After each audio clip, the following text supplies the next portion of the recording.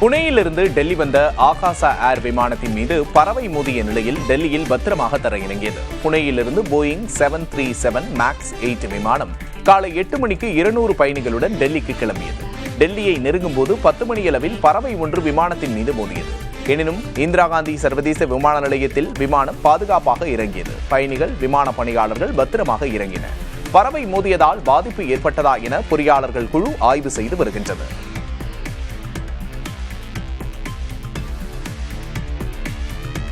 இந்தியாவின் விமான போக்குவரத்து துறை வேகமாக வளர்ந்து வரும் நிலையில் விமான போக்குவரத்து கட்டுப்பாட்டு அதிகாரிகளின் பற்றாக்குறை ஒரு முக்கிய சவாலாக உள்ளது. தற்போதுள்ள 5337 பணியிடங்களில் 1613 காலியாக உள்ளன. ஆள் பற்றாக்குறையால் தற்போதுள்ள அதிகாரிகளும் அதிக மன அழுத்தத்துக்கு உள்ளாகுவதாக கூறப்படுகிறது. அதிகரித்து வரும் விமான போக்குவரத்தை கையாள 8000 அதிகாரிகள் தேவை என்றும், இந்த கடும் பற்றாக்குறை விமான பாதுகாப்பில் பெரிய ஆபத்தை விளைவிக்கும் என்றும் அத்துறை நிபுணர்கள் எச்சரிக்கிறார்கள்.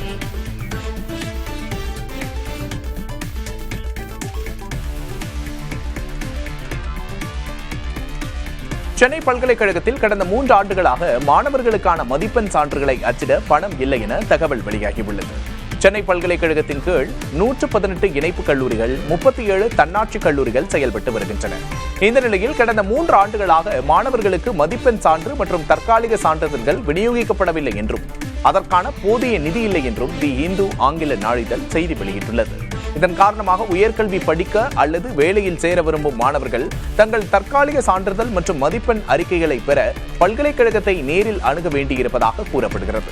இதற்கிடையே பல்கலைக்கழக நிர்வாகம் கடந்த மாதம் மாநில அரசிடமிருந்து 217 கோடியே 84 லட்சம் ரூபாய் மானியம் பெற்றிருப்பதாகவும், இது நெருக்கடியை சற்று தணித்திருப்பதாகவும் தகவல் வெளியாகியுள்ளது.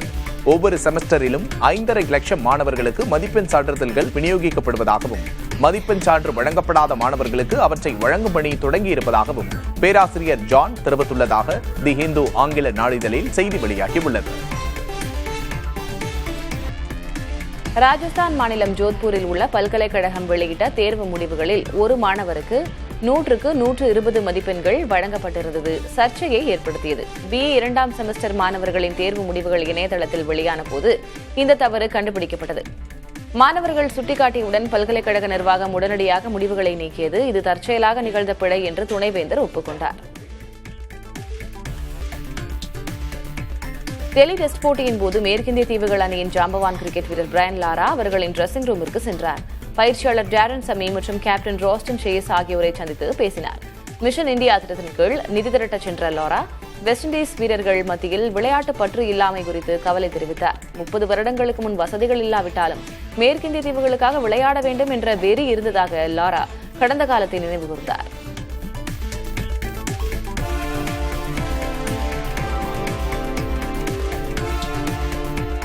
அஜர்பைஜானின் கராதக் மாவட்டத்தில் உள்ள ஆட்மேன் போஸ்டாக் மண் எரிமலை வெடித்தது. இந்த வெடிப்பு சுமார் 40 நிமிட இடைவெளியில் 3 கட்டங்களாக பதிவு செய்யப்பட்டுள்ளது. ஒவ்வொரு கட்ட வெடிப்பும் 4 முதல் 12 நிமிடங்கள் வரை நீடித்தது. இந்நிகழ்வில் எந்தவிதமான உயிரிழப்புகளோ அல்லது தீ விபத்தோ ஏற்படவில்லை என்றும், அருகில் உள்ள குடியிருப்பு பகுதிகளுக்கு அச்சுறுத்தல் இல்லை என்றும் அதிகாரிகள் தெரிவித்தனர். சூழலியல் நிபுணர்கள் தற்போது இந்த வெடிப்பை ஆய்வு செய்து வருகின்றனர்.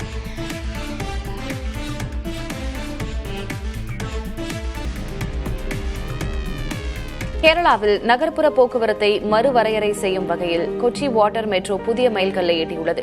மட்டஞ்சேரி மற்றும் வில்லிங்டன் தீவு ஆகிய 2 புதிய வாட்டர் மெட்ரோ முனையங்கள் சமீபத்தில் திறக்கப்பட்டுள்ளன. இதுகுறித்து கேரள முதலமைச்சர் பினராயி விஜயன் பேசுகையில், இந்த முனையங்கள் பாரம்பரிய கலை உணர்வுடன் வடிவமைக்கப்பட்டு சுற்றுச்சூழலுக்கு உகந்த அம்சங்களோடு கட்டப்பட்டுள்ளன என்றும், இது கொச்சியின் நிலையான போக்குவரத்து பயணத்தை மேலும் வலுப்படுத்துவதாகவும் தெரிவித்துள்ளார்.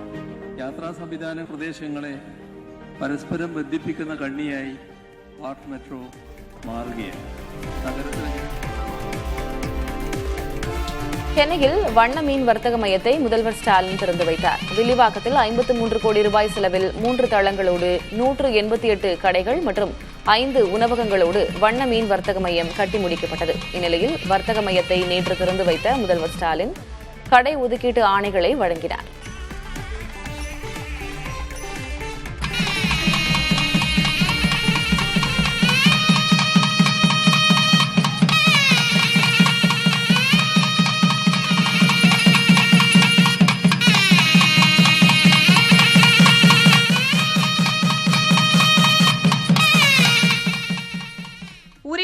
கோரப்படாத சுமார் 2 லட்சம் +2 தனித் தேர்வர்களின் மதிப்பெண் சான்றிதழ்களை தீயிட்டு அழிக்க பள்ளி கல்வித்துறை முடிவு செய்துள்ளது. கடந்த 2014 முதல் 2018 ஆண்டு வரை நடத்தப்பட்ட +2 பொதுத் தேர்வுகளில் பங்கேற்ற தனித் தேர்வர்களின் 2 லட்சம் அசல் மதிப்பெண் சான்றிதழ்கள் உரிமை கோரப்படாமல் உள்ளன. இந்த மதிப்பெண் சான்றிதழ்களை அழிக்க திட்டமிடப்பட்டுள்ளது. இதுகுறித்து அரசு தேர்வுகள் இயக்கக இயக்குநர் சசிகலா வெளியிட்டுள்ள செய்திக்குறிப்பில் 2026 ஆண்டு ஜனவரி 10ஆம் தேதி வரை மார்க் ஷீட்டுகளை பெற அவகாசம் வழங்கப்பட்டுள்ளதாக தெரிவிக்கப்பட்டுள்ளது. அதற்குள் அரசு தேர்வுகள் துணை இயக்குநரிடம் விண்ணப்பித்து மதிப்பெண் சான்றிதழ்களை பெற்றுக்கொள்ள அறிவுறுத்தப்பட்டுள்ளது. தீபாவளி கால உள்நாட்டு பின்னலாடை வர்த்தகம் இதுவரை 6000 கோடி ரூபாய் அளவுக்கு நடந்துள்ளதாக திருப்பூர் பின்னலாடை உற்பத்தியாளர்கள் தெரிவித்துள்ளனர். திருப்பூரில் உற்பத்தியாகும் பருத்தி நூலுடை பின்னலாடல்களை நாடு முழுவதும் விற்பனைக்கு செல்கின்றன. தீபாவளியையொட்டி செப்டம்பர் 2வது வாரம் முதல் விற்பனைக்காக ஆடைகள் அனுப்பி வைக்கும் பணிகள் தொடர்ந்து நடந்து வருகின்றன. சிறப்பு தள்ளுபடி சலுகையுடன் தமிழகம் முழுவதும் விற்பனை பரபரப்பாக நடந்து வருகிறது. கடந்த 2023ஆம் ஆண்டு 4000 கோடியாக இருந்த பின்னலாடை வர்த்தகம் கடந்த 2024ஆம் ஆண்டு 4800 கோடியாக அதிகரித்துள்ளது. நடப்பாண்டில் அதைவிட கூடுதலாக 6000 கோடி ரூபாய்க்கும் அதிகமாக வர்த்தகம் நடந்திருப்பதாக தென்னிந்திய பனியன் உற்பத்தியாளர்கள் சங்கத்தினர் தெரிவித்துள்ளனர்.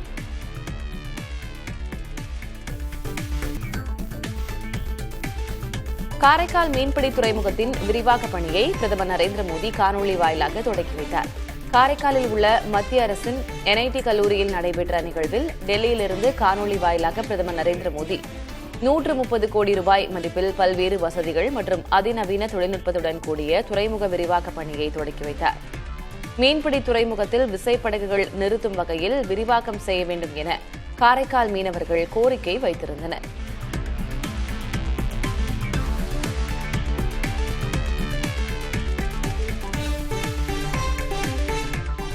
டெல்லியில் ஆப்கானிஸ்தான் வெளியுறவுத்துறை அமைச்சர் அமீர்கான் முத்தாக்கி நடத்திய பத்திரிகையாளர் சந்திப்பில் பெண் பத்திரிகையாளர்கள் அனுமதிக்கப்படாததை வங்கதேச எழுத்தாளர் தஸ்லிமா நஸ்ரின் கடுமையாக விமர்சித்துள்ளார். பெண்களை மனிதர்களாகவே கருதாததால் அவர்களுக்கு மனித உரிமைகளை வழங்க தலிபான்கள் மறுக்கின்றனர் என்று அவர் தெரிவித்துள்ளார். மேலும் சந்திப்பில் கலந்து கொண்ட ஆண் பத்திரிகையாளர்களையும் அவர் விமர்சித்தார். தங்கள் பெண் சகாக்கள் வெளியேற்றப்பட்ட போது மனசாட்சி உள்ள ஆண் பத்திரிகையாளர்கள் வெளிநடப்பு செய்திருக்க வேண்டும் என்று அவர் குறிப்பிட்டார்.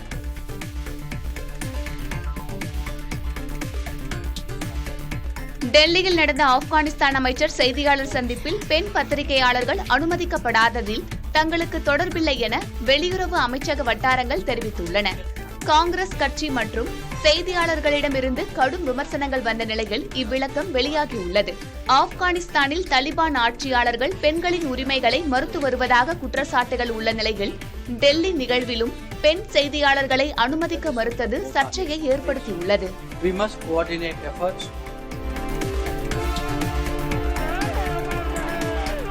2027 உத்தரப்பிரதேச சட்டமன்ற தேர்தலில் பகுஜன் சமாஜ் தனித்து போட்டியிடும் என அக்கட்சியின் தலைவர் மாயாவதி அறிவித்துள்ளார். கூட்டணியில் இணைவதால் தங்களுக்கான வாக்குகள் மற்ற கட்சிகளுக்கு சென்று விடுவதாக கூறிய அவர் கூட்டணி வைத்தால் தங்களுக்கு பயனில்லை என தெரிவித்தார். கன்ஷிராம் நினைவிடத்தை முறையாக பராமரித்ததற்காக யோகி ஆதித்யநாத்திற்கு நன்றி தெரிவித்துக் கொள்வதாக கூறிய மாயாவதி ஆட்சியில் இருந்தபோது கன்ஷிராமிற்காக அகிலேஷ் யாதவ் எதுவும் செய்யவில்லை எனவும் குற்றம் சாட்டினார்.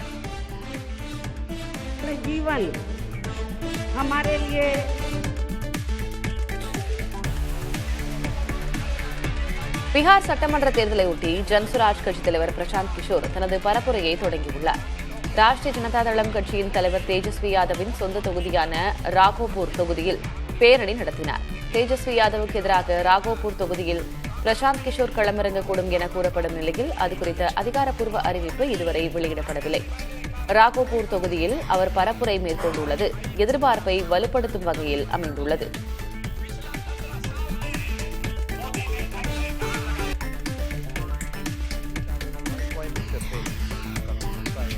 காவல்துறை போன்ற விசாரணை அமைப்புகள் மீது இருக்கும் பயம்தான் பாதிக்கப்பட்டவர்களை அவர்களிடம் அணுகுவதற்கு தடையாக இருப்பதாக முன்னாள் தலைமை நீதிபதி சஞ்சீவ் கண்ணா தெரிவித்துள்ளார். டெல்லியில் பாரத் மண்டபத்தில் நடந்த தேசிய சட்ட கருத்தரங்கில் பேசிய அவர் நாட்டில் உள்ள விசாரணை அமைப்புகள் பாதிக்கப்பட்டவர்களுக்கு உதவி புரிவதை காட்டிலும் அவர்களை துன்புறுத்துவதாக ஒரு கண்ணோட்டம் இருப்பதாக குறிப்பிட்டார். இந்த பொது கண்ணோட்டத்தை பயன்படுத்தி குற்றவாளிகள் தொடர்ந்து குற்றங்களில் ஈடுபட்டு வருவதாகவும் சஞ்சீவ் கண்ணா தெரிவித்தார். மக்கள் எளிதாக அணுகும் வகையில் விசாரணை அமைப்புகள் இருக்க வேண்டும் எனவும் சஞ்சீவ் கண்ணா கேட்டுக் கொண்டார்.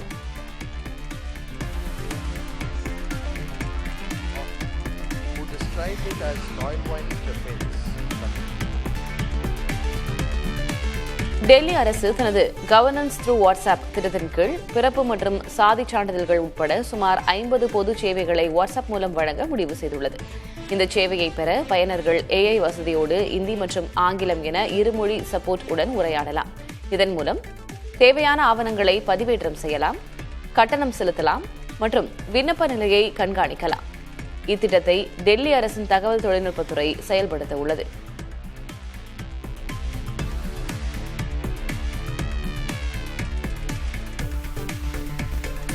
இந்தியாவுக்கான புதிய அமெரிக்க தூதராக நியமிக்கப்பட்டுள்ள செர்ஜியோ கோர் டெல்லியில் பிரதமர் மோடியை சந்தித்து பேசினார்.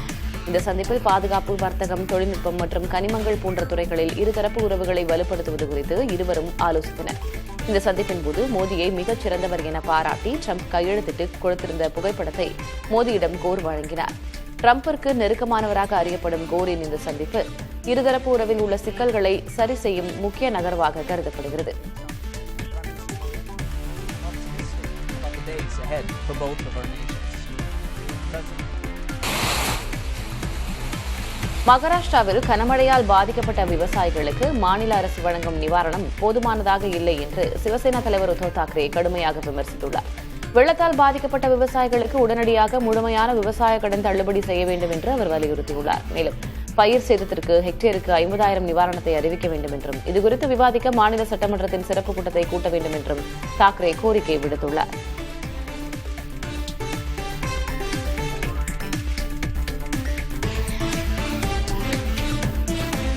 போர் நிறுத்தம் அமலுக்கு வந்துள்ளதை அடுத்து பாலஸ்தீன மக்கள் ஆயிரக்கணக்கானோர் காசாவுக்கு திரும்ப தொடங்கியுள்ளனர். காசாவிலிருந்து இஸ்ரேல் படைகள் திரும்ப பெறப்பட்டு வருவதால் தங்கள் இருப்பிடத்தை நோக்கி மக்கள் படையெடுக்க தொடங்கியுள்ளனர். ஒப்பந்தத்தின் விளைவாக பிணை கைதிகளை பரஸ்பரம் விடுவிக்கும் பணிகள் முழுவீச்சில் நடந்து வருகின்றன. காசாவை நிர்வகிக்கப் போவது யார் என்ற கேள்வி எழுந்திருக்கும் நிலையில் ஹமாஸ் படைகள் ஆயுதங்களை துறக்காவிட்டால் மீண்டும் தாக்குதல் நடத்தப்படும் என இஸ்ரேல் பிரதமர் நெதன்யாகு எச்சரிக்கை விடுத்துள்ளார்.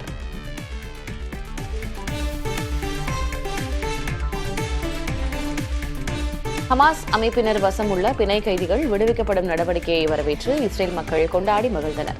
தலைநகர் டெல் அவிவில் உள்ள பிணை கைதிகள் சதுக்கத்தில் பல்லாயிரக்கணக்கான மக்கள் ஒன்று கூடி கொண்டாட்டத்தில் ஈடுபட்டனர். இந்த கொண்டாட்டத்தின் போது போர் நிறுத்தத்துக்கு வழிவகுத்த அமெரிக்க அதிபர் டொனால்டு டிரம்புக்கு நன்றி தெரிவிக்கும் விதமாக பிரம்மாண்ட போஸ்டரை பொதுமக்கள் ஏந்தியிருந்தனர்.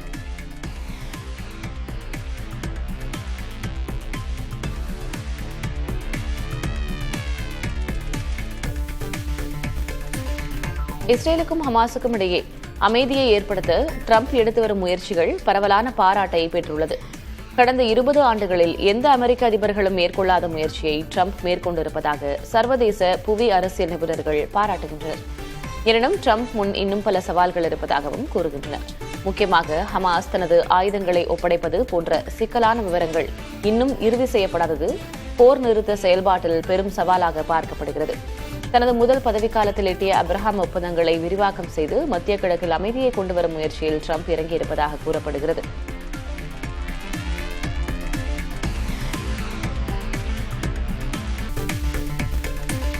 புற்றுநோயால் பாதிக்கப்பட்டுள்ள அமெரிக்க முன்னாள் அதிபர் ஜோ பைடனுக்கு கதிர்வீச்சு தெரப்பி மற்றும் ஹார்மோன் சிகிச்சை தொடங்கப்பட்டுள்ளதாக தெரிவிக்கப்பட்டுள்ளது. அடுத்த மாதம் 83 வயதை எட்டும் ஜோ பைடனுக்கு கடந்த மே மாதம் புரோஸ்டேட் புற்றுநோய் பாதிப்பு இருப்பது உறுதிப்படுத்தப்பட்டது.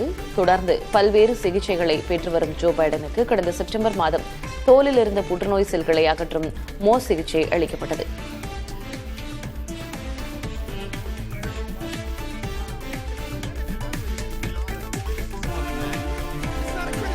அமெரிக்காவின் புகழ்பெற்ற விவாகரத்து வழக்கறிஞரான ஜேம்ஸ் செக்ஸ்டன் திருமணம் என்பது ஸ்கை டைவிங் விட அதிக ஆபத்தானது என கூறியுள்ளது பேசுபொருளாகியுள்ளது. ஸ்கை டைவிங்கில் உயிரிழப்புக்கான வாய்ப்பு மிகவும் குறைவு என்றும் அதிக தோல்வி விகிதத்தை கொண்ட திருமணத்தால் பலரின் மகிழ்ச்சி சிதைந்து விடுவதாகவும் அவர் தெரிவித்திருந்தார்.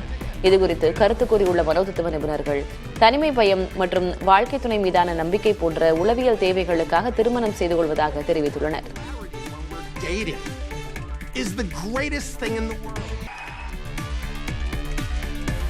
அமெரிக்காவின் மிசிசிப்பி மாகாணத்தில் உள்ள சீலாண்ட் நகரில் நடந்த துப்பாக்கிச் சூட்டில் 4 பேர் கொல்லப்பட்டனர், 12 பேர் காயமடைந்தனர். உள்ளூர் உயர்நிலைப் பள்ளியின் ஹோம் கமிங் நிகழ்ச்சியின் போது துப்பாக்கிச் சூடு நிகழ்ந்தது. காயமடைந்தவர்களில் 4 பேர் ஹெலிகாப்டர் மூலம் மருத்துவமனைக்கு கொண்டு செல்லப்பட்டனர். பெரும் மக்கள் கூட்டம் கூடியிருந்த பகுதியில் இந்த சம்பவம் நடந்திருப்பது அதிர்ச்சியை ஏற்படுத்தியுள்ளது. இச்சம்பவம் தொடர்பாக இதுவரை யாரும் கைது செய்யப்படவில்லை. விசாரணை தொடர்ந்து நடைபெற்று வருகிறது. நடப்பு ஆண்டில் இந்திய கோடீஸ்வரர்களின் சொத்து மதிப்பு சரிவை சந்தித்த போதிலும் கேரளாவைச் சேர்ந்த 8 முன்னணி தொழிலதிபர்கள் தங்கள் சொத்து மதிப்பை அதிகரித்து கவனம் பெற்றுள்ளனர். இந்த ஆண்டு சந்தை நிலைத்தன்மையின்மைக்கு மத்தியிலும் முத்தூட் குடும்பம் $10.4 பில்லியன் முன்னிலை வகிக்கிறது. சில்லறை வர்த்தக ஜாம்பவானான லூலு நிறுவனத்தின் தலைவர் M.A. யூசுப் அலி, ஜாய் ஆலுகாஸ் மற்றும் RB குழுமத்தின் ரவி பிள்ளை உள்ளிட்டோர் ஃபோர்ப்ஸ் வெளியிட்ட இந்திய செல்வந்தர்கள் பட்டியலில் வலுவான இடத்தை தக்க வைத்துள்ளனர்.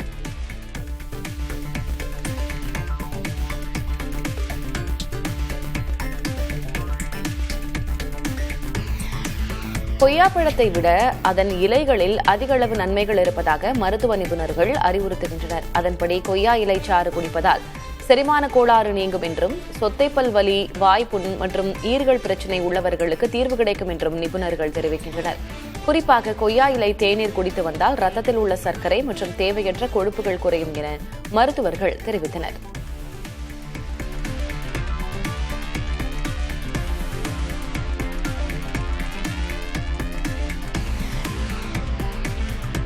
விரதம் இருப்பதால் ஆண்களும் பெண்களும் வெவ்வேறு விதமான தாக்கங்களை சந்திக்க நேரிடும் என நடிகை சமந்தா தெரிவித்துள்ளார். உணவியல் நிபுணரோடு நடந்த கலந்துரையாடலின் போது பேசிய அவர், பெண்களுக்கு விரதம் இருப்பதில் பல்வேறு சிக்கல்கள் உள்ளதாக கூறினார். பெண்களுக்கு ஹார்மோன் ஏற்ற இறக்கங்கள் காரணமாக விரதம் வேறு விதமாக பாதிப்பை ஏற்படுத்துவதாக தெரிவித்தார். ஆரோக்கியமாக விரதம் இருக்க தனிப்பட்ட திட்டமிடல், நீர்ச்சத்து பராமரிப்பு மற்றும் சத்தான உணவுடன் விரதத்தை முடிப்பது அவசியம் என்று சமந்தா தெரிவித்துள்ளார்.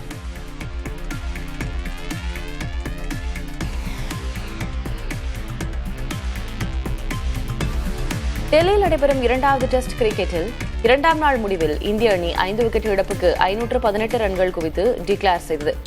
யசஸ்வி ஜெய்ஸ்வாலின் 175 ரன்களும், கேப்டன் சுப்மன் கில் ஆட்டமிழக்காது 129 ரன்களும் குவித்தனர். பின்னர் விளையாடிய மேற்கிந்திய தீவுகள் அணி இந்தியாவின் சுழற்பந்து வீச்சாளர்களிடம் திணறியது. ரவீந்திர ஜடேஜா 3 விக்கெட்டுகளையும், குல்தீப் யாதவ் 1 விக்கெட்டையும் வீழ்த்தினார். 2ஆம் நாள் ஆட்ட நேர முடிவில் மேற்கிந்திய தீவுகள் அணி 4 விக்கெட் இழப்பிற்கு 140 ரன்கள் எடுத்திருந்தது.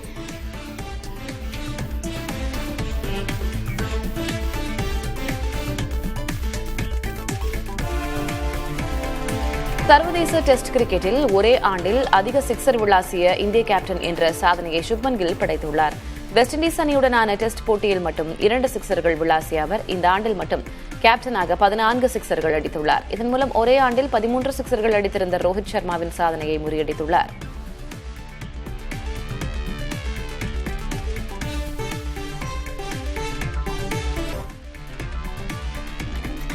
ஜிடி நாயுடு திரைப்படத்தின் முதல் 40 நாட்கள் படப்பிடிப்பை கோவையில் வெற்றிகரமாக முடித்துள்ளதாகவும், ஜிடி நாயுடுவின் வாழ்க்கை வரலாற்றை விரைவில் மிகச் சிறப்பாக வெளிக்கொண்டு வருவோம் என்றும் நடிகர் மாதவன் கூறியுள்ளார்.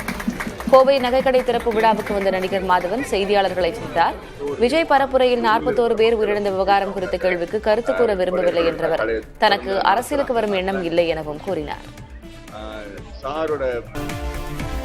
இந்திய மாணவர்களை எதிர்கால தொழில்நுட்பத்துக்கு தயார் செய்யும் நோக்கில் 2026-27 கல்வியாண்டு முதல் 3ஆம் வகுப்பு மாணவர்கள் அனைவருக்கும் செயற்கை நுண்ணறிவு எனும் AI கல்வி அறிமுகப்படுத்தப்பட உள்ளது.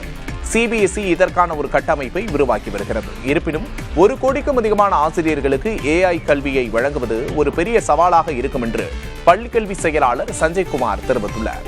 நிதி ஆயோக் அறிக்கையின்படி இந்த நடவடிக்கை 2030ஆம் ஆண்டுக்குள் சுமார் 2 மில்லியன் பாரம்பரிய வேலைகளை நீக்கினாலும் 8 மில்லியன் புதிய வேலைகளை உருவாக்க உதவும் என்று எதிர்பார்க்கப்படுகிறது. AI என்பது இனி ஒரு விருப்ப பாடம் அல்ல என்றும் அது அடிப்படை அறிவாக மாறும் என்றும் கல்வித்துறை அதிகாரிகள் நம்புகின்றனர். காவிரி நீர்பிடிப்பு பகுதிகளில் மழை பொழிவு குறைந்ததால் ஒகேனக்கல் காவிரி ஆற்றுக்கு வந்து சேரும் நீரின் அளவு வினாடிக்கு 65,000 கனஅடியிலிருந்து 57,000 கனஅடியாக சரிந்துள்ளது.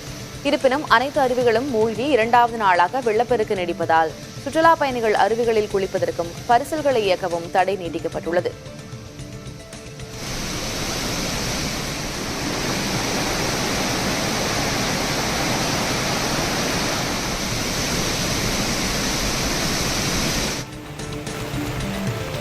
சிவகங்கை மாவட்டம் சிங்கம்புணரி மற்றும் அதன் சுற்றுவட்டார பகுதிகளில் 1 மணி நேரத்திற்கு மேலாக கனமழை வெளுத்து வாங்கியது. பகலில் வாட்டி வதைத்த கடும் வெயிலுக்கு பிறகு இந்த திடீர் மழை வெப்பத்தை தணித்து குளுமையான சூழலை ஏற்படுத்தியது. கனமழையின் காரணமாக சிங்கம்புணரி பேருந்து நிலையத்தில் தண்ணீர் தேங்கியதோடு திண்டுக்கல் காரைக்குடி தேசிய நெடுஞ்சாலையில் மழைநீர் பெருக்கெடுத்தோடியது. வாகன ஓட்டிகள் மெதுவாக ஊர்ந்து செல்ல நேரிட்டது.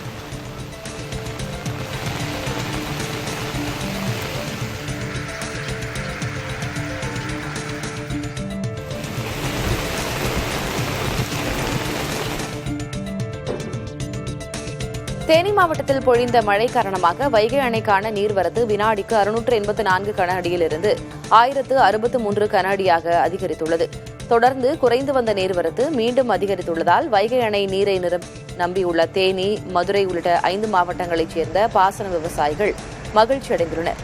தற்போது அணையின் நீர்மட்டம் 62.24 அடியாகவும் நீர் இருப்பு 4443 மில்லியன் கன அடியாகவும் உள்ளது. அணையிலிருந்து வினாடிக்கு 1499 கன அடி நீர் வெளியேற்றப்படுகிறது.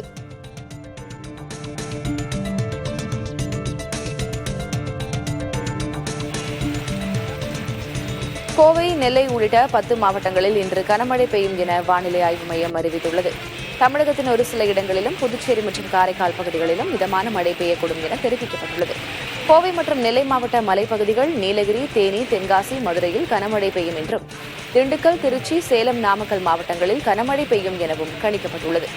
சென்னையில் நகரின் ஒரு சில இடங்களில் இடி மின்னலோடு மிதமான மழை பெய்யும் என்றும் கூறப்பட்டுள்ளது.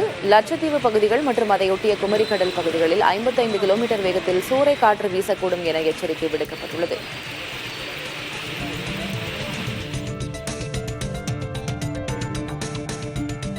சென்னை அரசு மருத்துவமனைகளில் 71 படுக்கைகளோடு டெங்கு காய்ச்சல் சிகிச்சைக்காக சிறப்பு வார்டுகள் அமைக்கப்பட்டுள்ளன. சென்னை, செங்கல்பட்டு, காஞ்சிபுரம், திருவள்ளூர் மாவட்டங்களில் டெங்கு காய்ச்சல் அதிகமாகி வரும் நிலையில் சென்னை மருத்துவமனைகளில் அதற்காக சிகிச்சை பெறுவோர் எண்ணிக்கை அதிகரித்து வருகிறது. குறிப்பாக காய்ச்சல், கடும் தலைவலி, குமட்டல், வாந்தி, ரத்தப்போக்கு உள்ளிட்ட டெங்கு காய்ச்சல் அறிகுறியோடு தினமும் 20 பேர் சிகிச்சைக்கு வருகின்றனர்.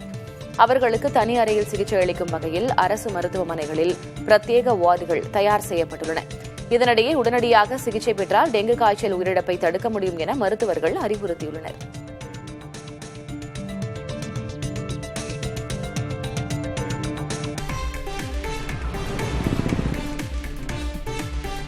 LIC, SBI உள்ளிட்ட பொதுத்துறை நிறுவனங்களில் உயர் பொறுப்புகளுக்கு தனியார் துறை பிரதிநிதிகளை நியமிக்கலாம் என்ற மத்திய அரசின் முடிவுக்கு வங்கி தொழிற்சாலைகளின் ஐக்கிய மன்றம் கண்டனம் தெரிவித்துள்ளது. இது அரசு நிறுவனங்களின் உயர் பொறுப்புகளை தனியார் மயமாக்கும் முயற்சி என அவ்வமைப்பு விமர்சித்துள்ளது. பொதுத்துறை நிறுவனங்கள் கார்ப்பரேட் நிறுவனங்கள் போல லாப நோக்கில் செயல்படுபவை இல்லை என்றும் அவ்வமைப்பு குறிப்பிட்டுள்ளது.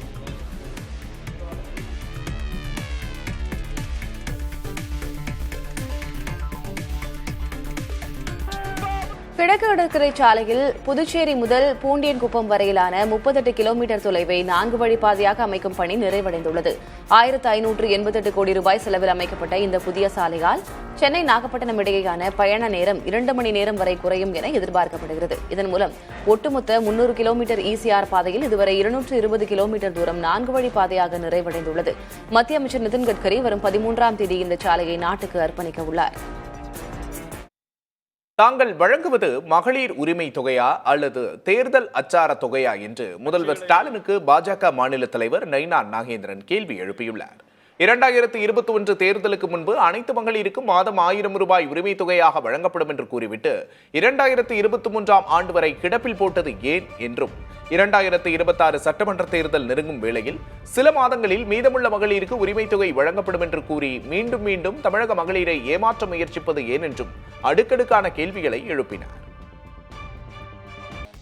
பாஜக தனித்து நின்று போட்டியிட்டு தன்னை விட ஒரு வாக்கு அதிகம் பெற முடியுமா என்று நாம் தமிழர் கட்சியின் தலைமை ஒருங்கிணைப்பாளர் சீமான் கேள்வி எழுப்பியுள்ளார். பன்னாட்டு தமிழ் கிறிஸ்தவ அமைப்பு பேராயம் மற்றும் சமூக நீதி பேரவையின் சார்பாக சென்னை அசோக் நகரில் நடைபெற்ற நிகழ்ச்சியில் பங்கேற்ற சீமான் அரசியல் கேள்விகளுக்கு பதிலளித்தார். அப்போது பாஜக, காங்கிரஸ் கட்சிகளுக்கு இடையே ஒரு புள்ளி மட்டுமே வேறுபாடு உள்ளதாக குறிப்பிட்டார். மேலும் பாஜக மற்றும் திமுகவுக்கு அவர் சவால் விடுத்தார். சேமித்து வைத்து விட்டு செல்ல முடியும், மரங்களை வெட்டி விட்டார், நட்டு வைத்து. பிஜேபி தனியா நிக்கட்டு, நானும் தனியா நிக்கிறேன், என்னை விட ஒரு ஓட்டு கூட வாங்கி காட்ட சொல்லுங்க. திமுகவே நிக்கட்டும். திமுக 75 ஆண்டு ஒரே சின்னம் உதயசூரியன், புறையோடிய கட்டமைப்பு சின்னம், அரசு திட்டமா எல்லாத்திலையும் உதயசூரியன் தான். அப்படித்தானே கொண்டு வச்சிருக்கு. தனியா நீங்கள் நிப்போம், நான் நிப்போம். ஆனால் 10 ரூபா ஓட்டு காசு கொடுத்து எவன் ஜெயிக்கிறான்னு பார்த்துருவோம். வா பார்த்துருவோம். காங்கிரசுக்கும் பாரதிய ஜனதாவுக்கும் வேறுபாடை நான் சொல்றேன் பாருங்க. இப்ப நான் முன்னாடி நின்று முழக்கமிடுறேன், we are all Hindus. இங்க ஒரு பெரிய கூட்டம் இருக்கு. yes we are all Hindus. இது பிஜேபி, இது காங்கிரஸ். அவன் சவுண்ட் இந்துத்துவா, இவன் சாஃப்ட் இந்துத்துவா. அவன் மசூதியை இடிப்பான், பாபர் மசூதியை இடிப்பான், இவன் இடிக்க அனுமதிப்பான். இவர் ராமர் கோயிலுக்கு அடிக்கல் நாட்டுவார், அவன் கன்கிராச்சுலேஷன் வாழ்த்துக்கள் என்று சொல்வான்.